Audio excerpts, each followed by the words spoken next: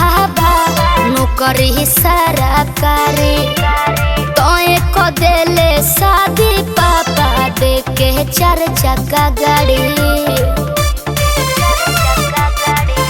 अरे काला पलूठा दुल्हा बा नौकरी सरकारी तो को देले शादी पापा दे के 4 चक्का गाड़ी। सुझे ना उपाय बात सुने न माई का कोड समझ न आवेला।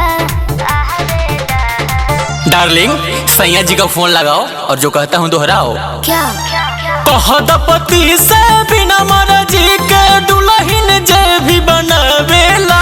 अच्छा तैयार मजा मरिया भतार पछतावेला।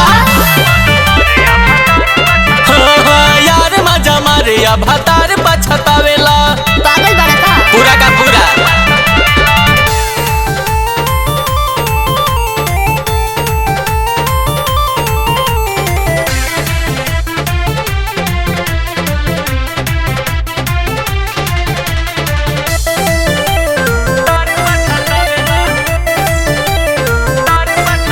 जैसे जैसे वो दिन निया राता मोर जिया घबराता तोहरा बिना जीना ही पाइब जे टूट जाहि नाता। कि कहत खेललू दोल्हा पाती आवासाइल बड़ू हो ना जी नई हरवा मेला भरवा से नसाइल बड़ू हो। लागल बताव पियावा के भी चाव दुआरा बारात लिया वेला। सच बताओ और ब्याह कटवाओ। कहत पति से बिना मर्जी के दुल्हन जे भी बनावेला। अच्छा तैयार मजा मारेला भतार पछतावेला। यार मजा मारिया भतार पछतावेला।